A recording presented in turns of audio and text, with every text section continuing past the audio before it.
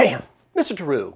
In this video, we're going to be taking a look at the 2017 AP Calculus A/B test number 4.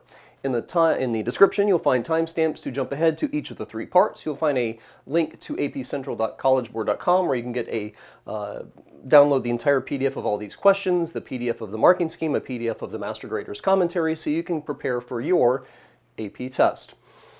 So the question reads, at time equals 0, a potato is taken from a pot and left to cool. The internal temperature of the potato is 91 degrees Celsius at time is equal to 0, and the internal temperature is greater than 27 degrees Celsius for all time greater than 0. The potato temperature is modeled by the function h, which they don't tell us, but they do say that they give us the differential equation d of h dt is equal to negative 1/4 times h minus 27 degrees Celsius. And they tell us that h sub o is equal to 91 degrees Celsius. So they give us a differential equation, a rate at which is going to describe the rate at which the internal temperature of the potato is changing. They give us an initial condition, which I'm sure we are going to use. And they give us some kind of context in a word problem. So it says over here in part A, write an equation for the line tangent to the graph of h at t is equal to 0. And then use this equation to approximate the internal temperature of the potato at time is equal to 3. So we're going to use the tangent line to estimate the value of the actual function somewhere just slightly off of that point of tangency. This is a linear approximation. Well, what do you need to write the equation of a tangent line? You need a point and a slope. And they're asking us to find the line tangent to the graph of h at time is equal to 0. Well, they gave us a time is for the time equal to 0 that the temperature is 91 degrees Celsius. So we have a point. Our point is 0, 91. All we need is the slope.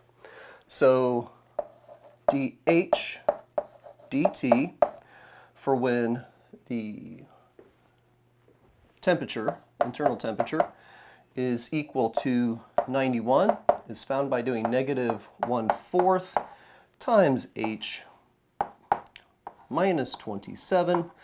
That's going to be negative 1/4. 91 minus 20 is what? 71. And 71 minus 7 would be 64. And that's going to come out to be negative 116, right?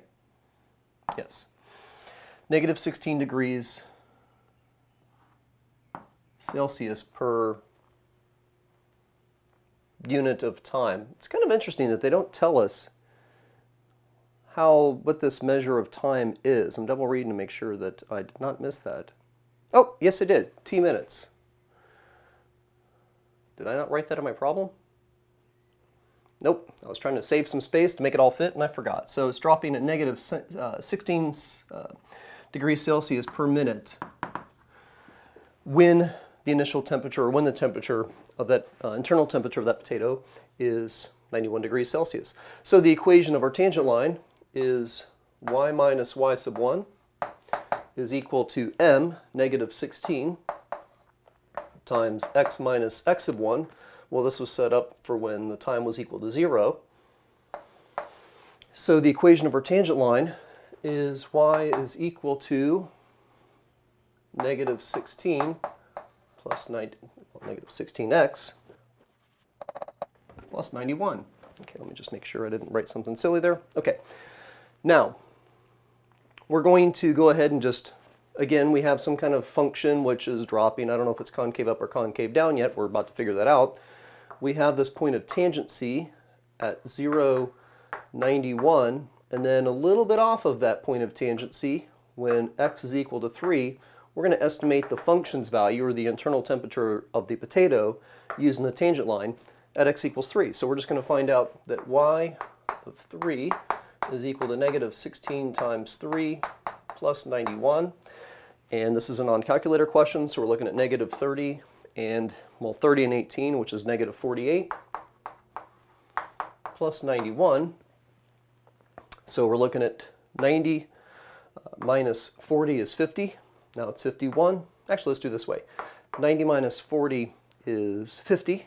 50 minus 8 is 42, and now we have 43. Now, whenever you do these problems, make sure, especially with these word problems, that you write the answer in context to the problem. So we have that.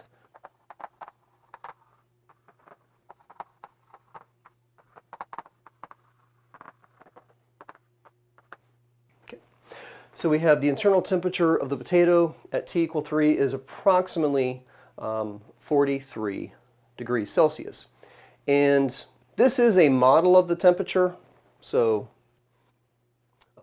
maybe we should say the tangent line estimates the internal temperature. So talk about the fact that we don't actually know that this is the temperature of the potato, even if we used the actual sort of function that's modeling the internal temperature of the potato. It's just a model. The model is estimating or predicting that internal temperature. We're not actually putting a thermometer into the potato to measure its temperature, so don't state this as a perfectly known, like, absolute fact.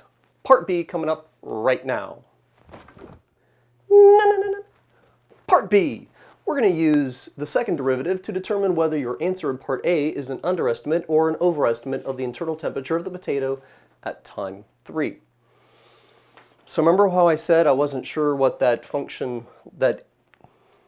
h, which is describing the temperature of the potato, looked like? If that function is concave down, then your tangent line is going to overestimate. And if that function is concave up, well, then that tangent line is going to underestimate. And that's what we're trying to figure out with the second derivative. Of course, if your function's concave down, that's going to be indicated by the fact that your second derivative is negative, and thus the tangent line is going to overestimate. If the function's concave up, even though it's decreasing, then your tangent line is going to underestimate. Okay, so let's figure that out. The second derivative. Well, we have the first derivative. And initially when I saw this question, it actually threw me off just a tiny bit. But really all you're talking about and what you have to fall back on are those implicit differentiation rules and processes that we learned. We're going to say, well, we're going to take the derivative of each side of this equation. So we have the second derivative of h with respect to time is equal to the derivative with respect to time. We're going to take the derivative of the left and the right-hand side. And I'm going to go ahead and maybe, this isn't really necessarily, but I'm going to go ahead and visualize this negative 1/4 being multiplied through the parentheses. You could also move it out in front, and maybe that's even better. Actually, now that I'm saying it out loud, I think I like that better. We're going to have negative 1/4, because it's just a constant coefficient, times the derivative with respect to t of h minus 27. Well, the derivative of a constant is 0, and the derivative of h with respect to t is just another dh dt. And I'm going to say this all the time with pretty much all of my AP review videos. Do not put an equal sign next to each line of work. If you write something silly and then inadvertently correct it in the next line, they have to stop grading it where you made that error. If you literally say every line of work is equal to the previous, it's called a linking error, and they have to stop grading. Well, now this, whoa, hello, like that there. This second derivative, we don't want to write a second derivative that has a first derivative in it. You want your second derivative in terms of, basically just that independent variable, that original independent variable. Original as far as it goes with this equation here. So now we're going to write that we have negative 1/4 times dh dt, which is negative 1/4 h minus 27, giving us 1/16 times h minus 27 as our second derivative. Okay, now to determine whether we are looking at an over or underestimate, we need to just simply determine what the sign is, that second derivative greater than 0 or less than 0 at our point of approximation. Okay, Well, that means that we need to look at oh, well, I'm pausing here because I'm thinking, well, I want to find basically d squared dh over dt square root of the second derivative when t is equal to 3. Well, the problem is if you look at this derivative, the second derivative, and you're like, hey, I want to plug in 3 and see what the sign is, there's no t. And that's probably where a lot of confusion came from this problem. So reread the question and reread the problem. It says here that at time t, the potato is taken from a pot and left to cool. The internal temperature of the potato is 91 degrees Celsius at t equals 0, and the internal temperature is greater, oh wait a minute, hold on a second. The internal, this derivative has h minus 27, and the internal temperature is greater than 27. So while I can't necessarily like plug 3 in here and find the exact value of the second derivative, I know that h minus 27 is going to be a positive value and then multiplied by a positive 1/16 because they just told me that the internal temperature is always, now we may not know the exact temperature, but it's always over or greater than 27 degrees Celsius for any time greater than 0. So basically, while I can't really calculate this, I can say that I know the value is going to be 0 since, and you have to write this out, you have to explain your thinking process, since h is greater than 27 for t greater than 0. So your second derivative is positive, which means, again visually, that if your function is concave up because the second derivative is greater than 0, then your tangent line is going to be an under approximation. So therefore, h is concave up, and tangent line will underestimate the internal, run out of room, temperature of the potato at t is equal to 3. Part C coming up right now. Last part. For t is greater than 10, an alternative method for the potato temperature at time t minutes is the function g. That satisfies the differential equation g of dg over dt is equal to negative g minus 27 to the 2/3 power, where g is measured in Celsius and g of 0 is equal to 91. Find an expression for g of t based on this model, and what is the internal temperature at t is equal to 3. And I am recording this in 2020, so I'll be giving you a statement and context of the problem more in line with what they're looking for now. It seems like, at least from the marking schemes. This is another example of why you do not give up on your AP questions, because even if you don't understand A and B, that doesn't mean that you can't then see another part come down that you do know how to do, or just simply comes from a different direction. This is practically a completely different problem. They've ditched the old function, and now basically they're asking us to solve this separable differential equation. So that's exactly what we're going to do. We're going to start with this, and we're going to get the variables of g and t on separate sides. So we have dg, then getting divided by basically 1 over g minus 27 to the 2/3 power is equal to, we're going to leave this negative here and multiply or bring over that dt notation. And now that we have these variables separated, we're just going to integrate both sides of the differential equation. And remember, you only have to do plus c on one side because we're doing indefinite integration on both sides. Now, on the left-hand side, you have this u, which is equal to g minus 27, and u prime, thinking about you taking the derivative of u with respect to g, is equal to just simply 1. So you already have basically a u and a u prime in the numerator. Or actually, I say that, but I don't like to work with rational exponents when they're in the denominator. Actually, I don't like working with exponents at all when they're in the denominator. So we're going to write this as the indefinite integral of g minus 27 to the negative 2/3 power dg is equal to negative definite integral of dt.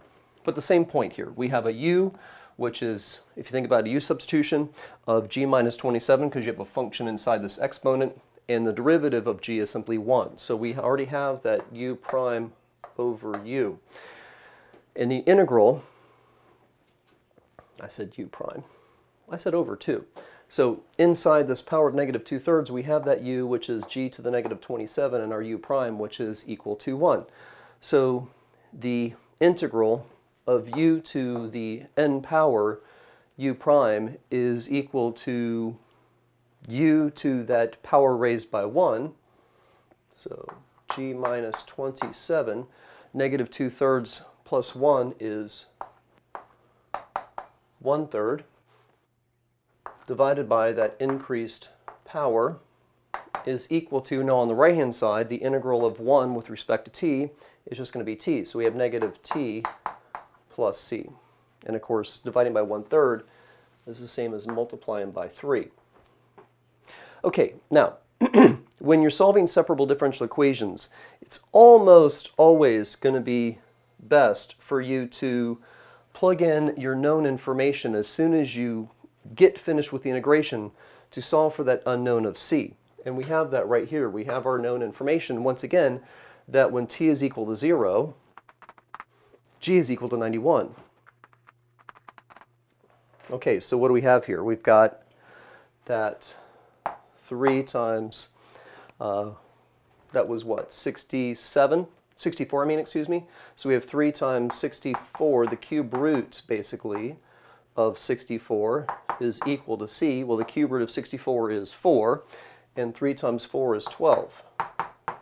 So that means that our equation is 3 for g, 3 times g minus 27, that's being raised to the 1/3 power, that is equal to negative t plus 12.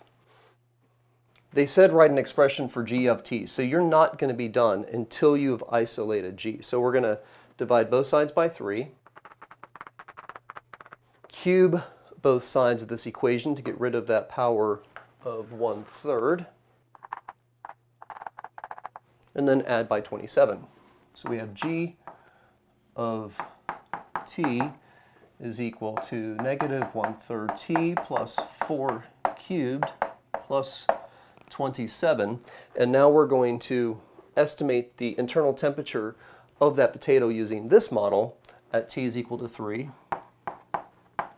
And before I continue, let me just make sure that I don't have any errors here. It's also a good idea to, now that I just saw the note on my paper, this is only for when the temperature is between 0 and 10. So the domain here is for t, which is greater than or equal to 0 and less than 10. So we know that when we can, we know when we can apply this model. Okay, so we have negative 1/3 times 3 plus 4 cubed plus 27. We're looking at basically negative 1, and negative 1 plus 4 is 3. 3 cubed is 27, plus 27, bad idea, g of 3 is equal to 54 degrees Celsius. So, writing our final answer in context of our problem the way they like it now.